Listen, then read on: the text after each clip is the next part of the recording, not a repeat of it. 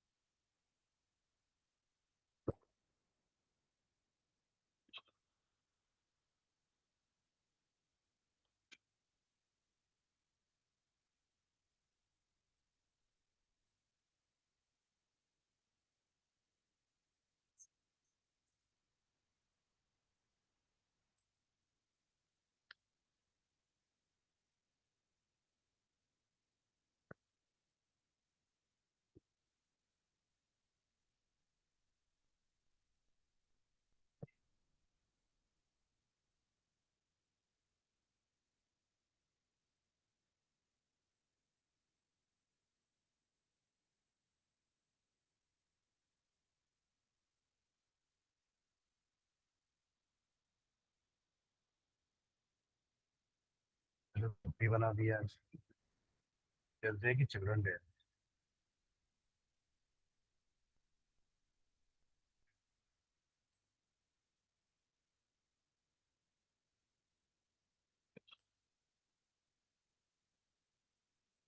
इनको बता के गए हैं क्या?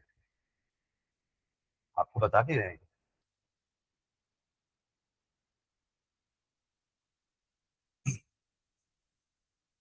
मैं जब आया था बैग्स पड़े हुए थे, ये कॉपी यहाँ पड़ी हुई थी, और वो खुशबू आई थी अंदर तक, फिर वापस चली गई।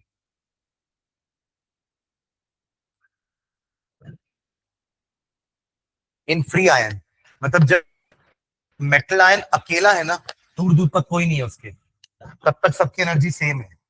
ठीक है, और जब दूर से आ रहे हैं लाइगेंड्स, जब उनकी फील्ड से सिमेट्री दिख रही है, तो थोड़ी सी एनर्जी बढ़ी है।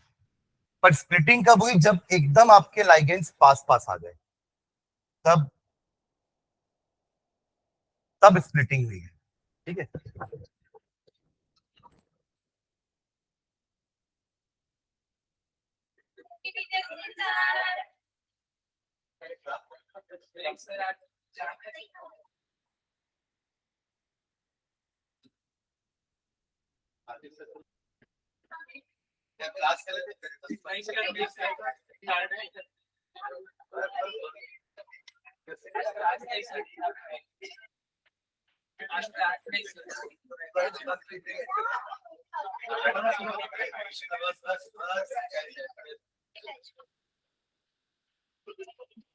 आधा घंटा पढ़ लेते फिर मैं बुला लूंगा सर, केक भी खा जाएगा।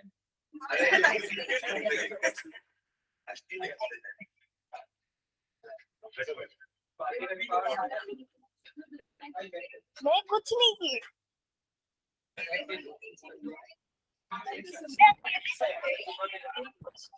हाँ चलो चलो चलो चलो, 5:15 तक, उसके बाद ठीक है कार्यक्रम। चलो जल्दी।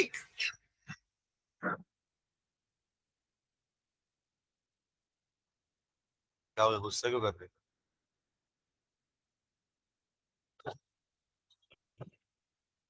ये डायग्राम बनाने बोला था मैं लास्ट क्लास में,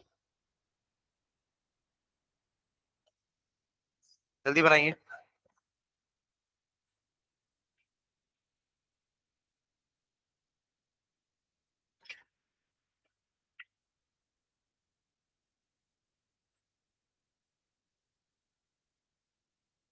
क्यों मिटा रहे हो? हाथ तो चलेगा, वो भी सही है। ये कौन बनाया है? वो भी चलेगा। ये मैंने ऑर्बिटल डायग्राम बनाया है, आपने वो लाइन लाइन वाला बनाया है। बुक में दोनों दिया हुआ है। ठीक है, ये तब की बात है जब आपका मेटल आयन फ्री होगा, कोई लाइगेंड नहीं है, तब पांचों डी ऑर्बिटल की एनर्जी सेम है। पर जैसी कोई लाइगेंड दूर से आ रहा है, अभी तक उसकी फील्ड सिमेट्रिकल है, चारों तरफ से सेम डायरेक्शन से रिपल्शन हो रहे हैं, तब सबकी एनर्जी एक जैसी बढ़ी। पर जब लाइगेंड और पास आने लग गए, तब उनकी सिमेट्रिकल फील्ड थोड़ी सी अनसिमेट्रिकल हो गई, और किस तरफ ज्यादा रही? अब एक्सिस के अलोंग। याद है ना, X square minus Y square और जेड स्क्वायर को ज्यादा एनर्जी मिल रही थी, बिकॉज जो लाइगेंड्स ऑक्टाहेड्रल कॉम्प्लेक्स के पास आते हैं वो एक्सिस के अलोंग आते हैं। तो उस तरीके से तो जो हमारे अलोंग द एक्सिस वाले थे उनकी एनर्जी ज्यादा हो गई, और बाकियों की उससे कम हो गई। और इनका जो एवरेज वैल्यू होता है उसको अपन बैरी सेंटर बोलते हैं, जो उनका एवरेज है। ठीक है, और एक्सपेरिमेंटली पता चला कि ये जो दो है ना, ये उस टोटल गैप का 0.6 यानी कि 60% है, और नीचे वाले दोनों उस गैप का 40% है। ठीक है, मतलब एवरेज वैल्यू के नीचे 40% ये तीनों हैं, और एवरेज वैल्यू के ऊपर 60% ऊपर के दोनों ऑर्बिटल्स हैं, उनकी एनर्जी एक्चुअली। और इनके गैप को, इनके एनर्जी गैप को हम क्या नाम दिए अभी? Crystal field splitting energy, short form में CFSE, denoted by del O for octahedral. O for क्या है वो? तो अगर अभी अपन टेट्राहेड्रल कॉम्प्लेक्स पढ़ेंगे तब डेल टी हो जाएगा, सुन रहे हैं? तब नाम क्या हो जाएगा, सिंबल क्या हो जाएगा उसका? Del T. और मैंने बताया था लास्ट क्लास में टेट्राहेड्रल में उल्टा हो जाता है, ये जो तीन है ये ऊपर चले जाएंगे, जो दो है वो नीचे आ जाएंगे।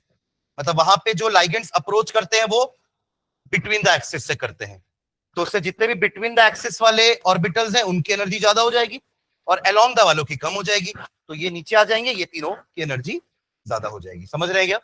तो इस तरीके से हम वहां पे फिर डेल्टी से डिनोट करेंगे एनर्जी गैप को।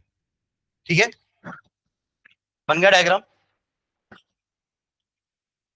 ठीक है, लाइन क्या लिखे? 2 लाइन लिखे अपन डायग्राम के बाद। वो 2 लाइन क्या है कि the energy, the difference of energy लिखेंगे जो अभी आए हैं, the difference of energy between the two sets of, the difference of energy between the two sets of D orbitals. 2 set हो गए ना, एक T2G और एक EG, ये 2 सेट में डिवाइड हो गए वो। तो between the two sets of D orbital is called crystal field splitting energy, is called crystal field splitting energy, is called crystal field splitting energy, bracket में CFSE, CFSE, and it is denoted by del O, it is denoted by del O। ठीक है, तो हर octahedral complex में ऐसे ही उसके 5 D orbital 2 set में divide हो जाते हैं, एक सेट की एनर्जी ज्यादा हो जाती है और दूसरे सेट की एनर्जी कम हो जाती है। अब ये गैप कितना होगा ना, ये डिपेंड करेगा कि लाइगेंड कैसा है, क्योंकि लाइगेंड के अप्रोच करने से ही तो ये स्प्लिट हुए ना। सुन रहे क्या? इनके बीच में दरार तो उसके कारण ही आई ना। क्यों आई दरार? क्योंकि लाइगेंड्स उस तरफ से अप्रोच कर रहे थे। अब सोचिए अगर एक स्ट्रॉन्ग फील्ड वाला लाइगेंड आएगा जिसकी नेगेटिव फील्ड बहुत स्ट्रॉन्ग है, तो वो और ज्यादा रिपेल करेगा, तो ये एनर्जी गैप और बढ़ जाएगा। समझ रहे हैं? तो ये डेल नॉट की वैल्यू, डेल ओ का वैल्यू किस पे डिपेंड करेगा? नेचर ऑफ लाइगेंड, कि लाइगेंड स्ट्रॉन्ग फील्ड लाइगेंड है या वीक फील्ड लाइगेंड है। तो यहां हम लाइगेंड के बारे में ज्यादा बात कर रहे हैं, अनलाइक वीबीटी में हम नहीं कर रहे थे।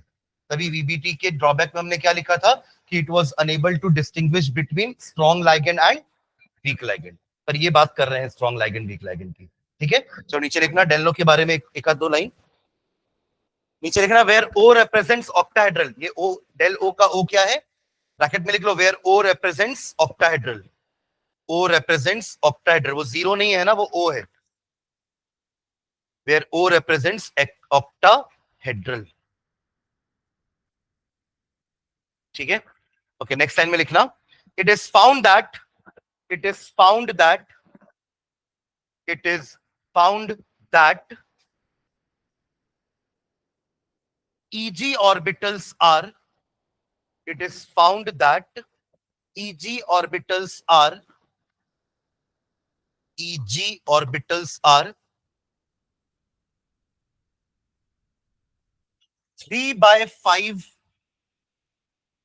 del O, वही 0.6 होगा, 3/5, 3/5 del O above the average energy level, above the average energy level, जिसको हमने नाम दिया बैरी centre, above the average energy level, and T2G orbitals are, and T2G orbitals are, and T2G orbitals are, कितना होगा ये? 2/5, वही बचा हुआ 5 है ना टोटल, तो 3 और 2 पार्ट में स्प्लिट हुए, तो एक 3/5 हुआ, तो बचा कितना? 2/5, are 2/5, are 2/5, 2/5 del O below the average, below the average, below the average।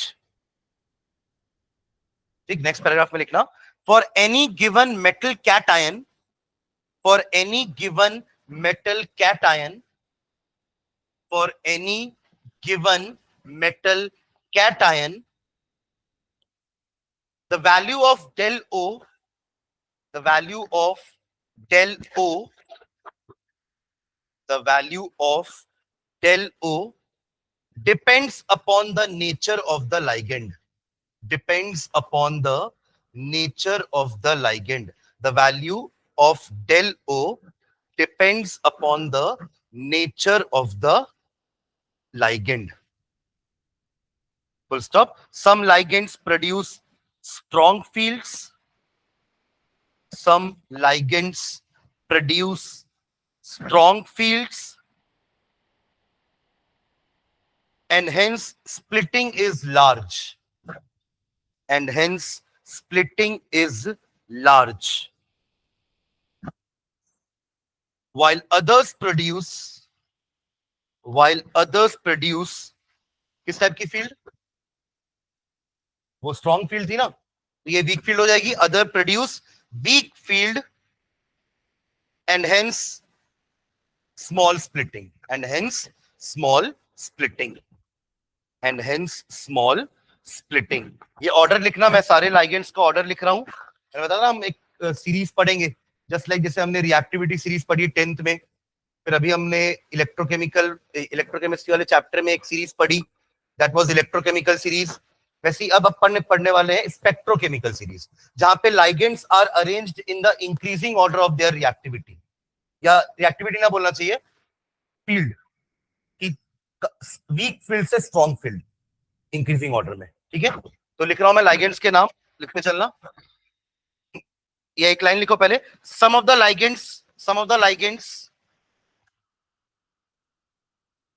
Ligands field, some of the ligands apostrophe s लगाना, some of the ligands field, online वाले वेट करना, मेरा कैमरा रीस्टार्ट कर रहा हूं ना. some of the ligands field is given in the increasing order, is given below in the increasing order, is given below in the increasing order, in the increasing order. नीचे अब order लिखना. सबसे पहले लिखेंगे I negative, iodide, I negative, लिखे I negative. फिर less than का sign बनाएंगे,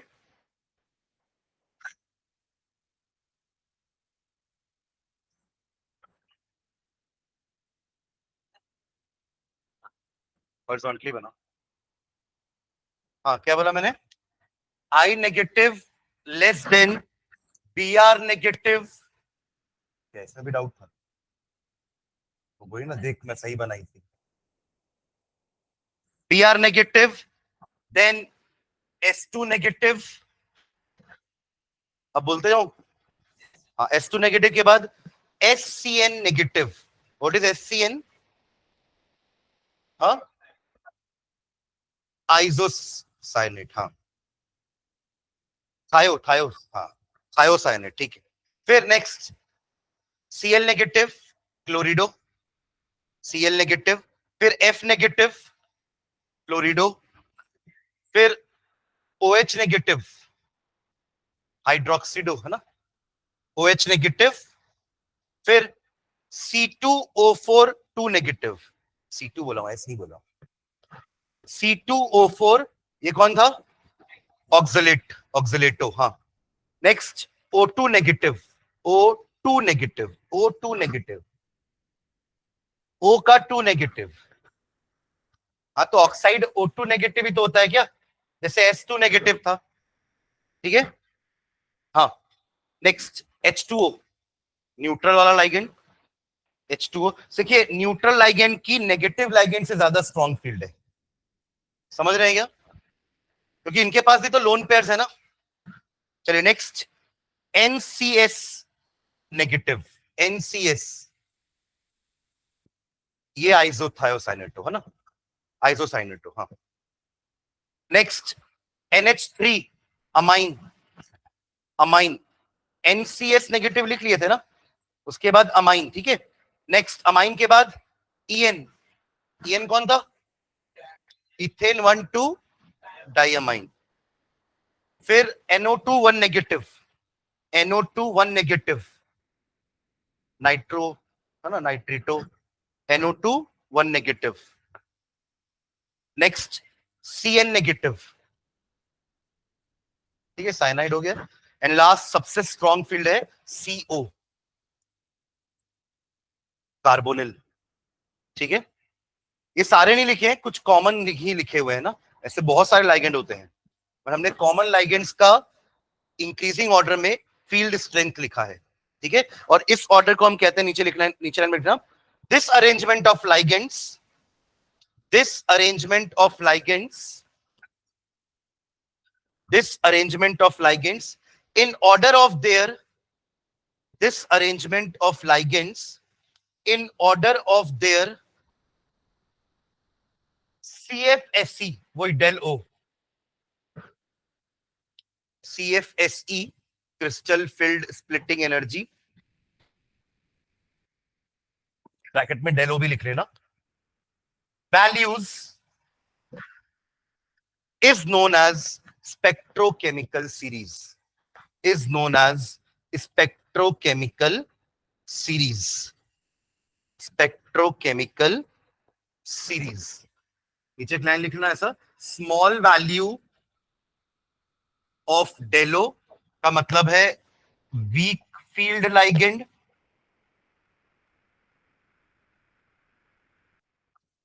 और लार्ज वैल्यू ऑफ डेलो का मीनिंग है strong field ligand, strong field ligand, ठीक है।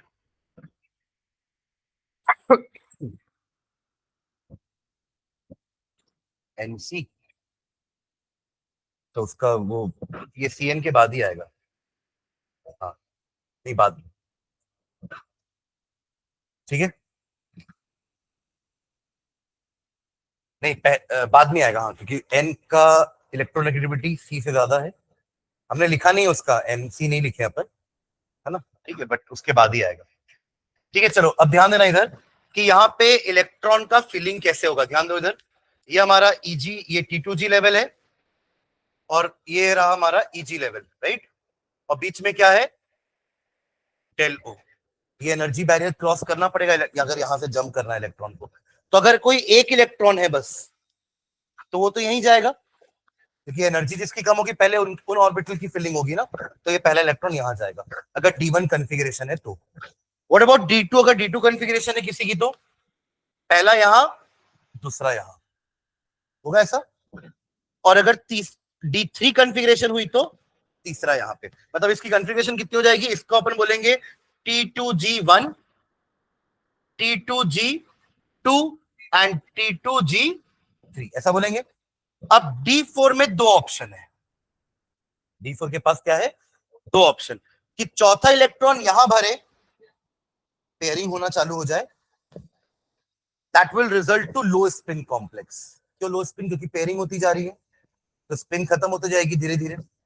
ऐसा तभी होगा जब उसको लग रहा है कि ये बैरियर बहुत हाई है, उससे अच्छा तो पेयरिंग कर लेते हैं। मतलब दो टाइप की एनर्जी है, एक तो आपको डेलो दिख रहा है, और दूसरी होती है पेयरिंग एनर्जी, जिसको अपन नाम देते हैं पी नॉट।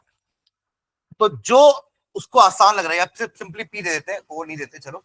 तो अगर पेयरिंग एनर्जी ज्यादा है डेलो से, तो वो फिर पेयरिंग नहीं करेगा, वो ऊपर चला जाएगा, और अगर डेलो बड़ा है पेयरिंग एनर्जी से, तो वो पेयरिंग कर लेगा, जो उसको आसान लगेगा, जिसमें कम एनर्जी खर्च होगी वो कर लेगा, वो समझ रहे हैं। इसलिए दो ऑप्शन है, तो D4 का वैल्यू या D4 का कॉन्फ़िगरेशन T2G3 EG1 हो सकता है, या फिर हाँ T2G4 हो सकता है। कब कौन होगा, अगर डेल ओ का वैल्यू P से छोटा है तो ऊपर चला जाएगा ना, पेयरिंग नहीं करेगा, और अगर डेल ओ का वैल्यू पेयरिंग एनर्जी से बड़ा है तो पेयरिंग होगी, ठीक है। तो अकॉर्डिंगली ये कॉन्फ़िगरेशन या ये कॉन्फ़िगरेशन चलेगी, समझ रहे हैं क्या। अब डेलो की वैल्यू किस पे डिपेंड कर रही है, लाइगेंड पे। तो लाइगेंड अगर स्ट्रांग होगा तो ऑब्वियसली ये क्या हो जाएगा, गैप बढ़ जाएगा, गैप बढ़ेगा तो कौन सा कंडीशन चलेगा, नीचे वाला, समझ रहे हैं। अब नीचे वाला चला मतलब पेयरिंग होगी। अब समझ में आ रहा है वहां पे वो कैसे पेयरिंग बोल रहे थे, मतलब पेयरिंग का कोई क्राइटेरिया ही नहीं था ना, कि कुछ में इलेक्ट्रॉन पीछे जाके पेयरिंग कर रहे थे ताकि इनर ऑर्बिटल कॉम्प्लेक्स बन सके और लो स्पिन हो सके। तो यहां भी वही हो रहा है, देखो लो स्पिन हो रही है क्योंकि पेयरिंग होने चालू होगी, पर उसका वैलिड रीजन है कि क्यों लो स्पिन हुई, क्योंकि वो एनर्जी गैप बढ़ गया। क्यों बढ़ गया? क्योंकि एक स्ट्रॉन्ग फील्ड लाइगेंड था, उसके कारण डेलो का वैल्यू बढ़ गया। समझ रहे हैं? तो तीनों चीजें एक साथ रिलेट करेंगे कि एक स्ट्रॉन्ग फील्ड लाइगेंड होगा तो डेलो का वैल्यू ज्यादा होगा, and that will correspond to low spin complexes. समझ रहे हैं? और इसका जस्ट उल्टा, अगर एक वीक फील्ड लाइगेंड है तो डेलो का वैल्यू स्मॉल होगा, ये गैप कम हो जाएगा, और ये गैप कम हुआ तो कौन सा चीज चलेगा? ये वाला। पेयरिंग एनर्जी से कम है तो पेयरिंग करना, वो मतलब पेयरिंग नहीं करेंगे, ऊपर चले जाएंगे क्योंकि पेयरिंग एनर्जी ज्यादा है।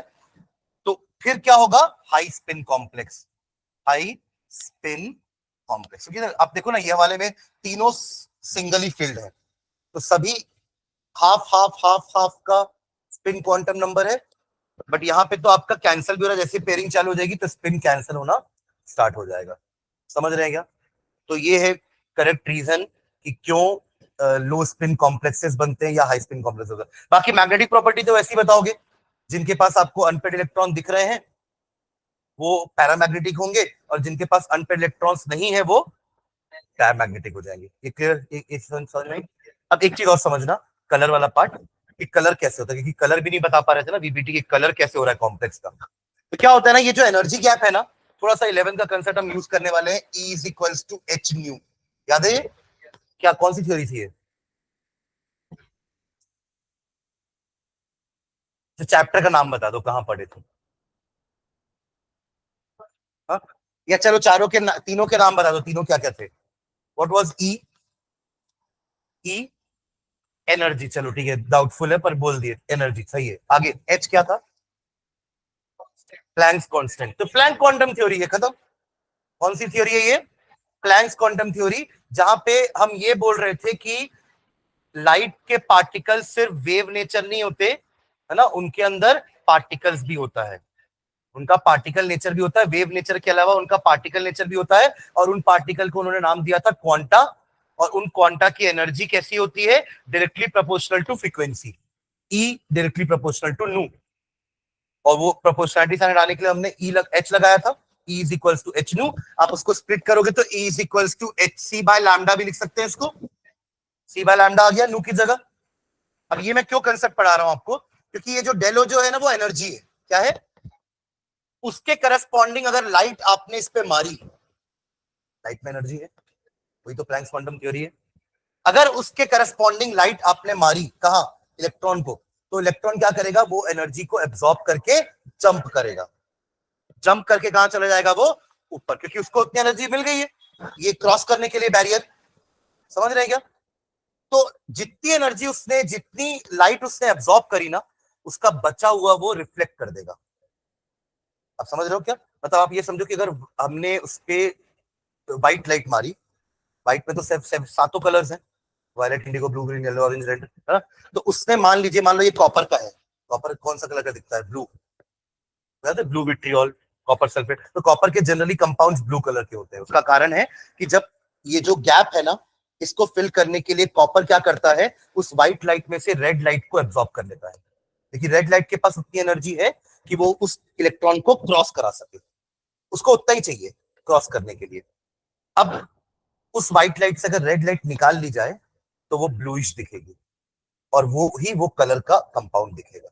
इसको बोलते हैं कॉम्प्लीमेंट्री कलर, कि व्हाइट लाइट में से अगर आपने कुछ कलर एब्सॉर्ब कर लिए तो जो बचे हुए कलर हैं वो कलर का कंपाउंड आपको दिखेगा वो, और उसी कलर को हम कहते हैं कॉम्प्लीमेंट्री कलर। रिफ्लेक्ट नहीं बोलना चाहिए, मतलब आप ये बोलो कि कुछ एब्सॉर्ब कर लिया बाकी एमिट कर दिया, आप बोल सकते हैं, रिफ्लेक्ट भी बोल सकते हैं, ठीक है।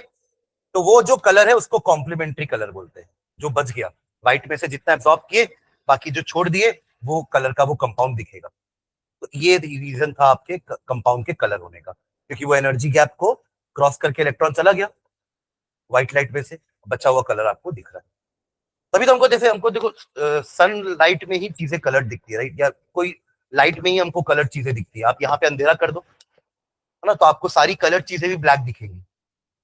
पर जैसे ही आपने व्हाइट लाइट चालू करी तो हमको सारी चीजें कलर दिख रही है ना, जो चीजें कलर थी वो कलर दिख रही है। इसका रीजन है कि वो उस पर्टिकुलर कंपोनेंट ऑफ लाइट को एब्जॉर्ब करते हैं और बचा हुआ एमिट कर देते हैं, और वही कलर के वो दिखते हैं। अरे सोचो कि रोज रेड क्यों दिखता है, रेड रोज रेड क्यों दिखता है, तो वो व्हाइट लाइट का ब्लू कंपोनेंट एब्जॉर्ब करता होगा, तो रेड एमिट कर देता है। पर उसी रेड फूल को आप एक अंधेरे वाले रूम में रखो, ब्लैक दिखेगा। समझ गए क्या? तो ये है concept behind colour of the compound. समझ गए क्या? तो ये वाला पार्ट और ये कलर वाला पार्ट है ना, इसको अपन नेक्स्ट क्लास में लिख लेंगे। कौन सा पार्ट? ये डेलो less than P greater than P वाला पार्ट, जिससे हमको पता चलेगा कि कॉन्फ़िगरेशन क्या होने वाली है ना। और उसी से हम डिफरेंशिएट करेंगे स्ट्रॉन्ग लिगेंड वीक लिगेंड को। और दूसरा कलर वाला पार्ट, इसको लिखना है अपन को, समझा दिया है मैंने, बट इसको कॉपी में नोट्स बना करके लिखना है, ठीक है। तो उसको अपन नेक्स्ट क्लास में करते हैं, ठीक है। बाकी जो ऑनलाइन है, अगर आप लोग 5 मिनट में कोचिंग पहुंच सकते हो तो दौड़ते हुए कोचिंग पहुंच जाओ, केक केक मिल जाएगा, और नहीं तो फिर बाय।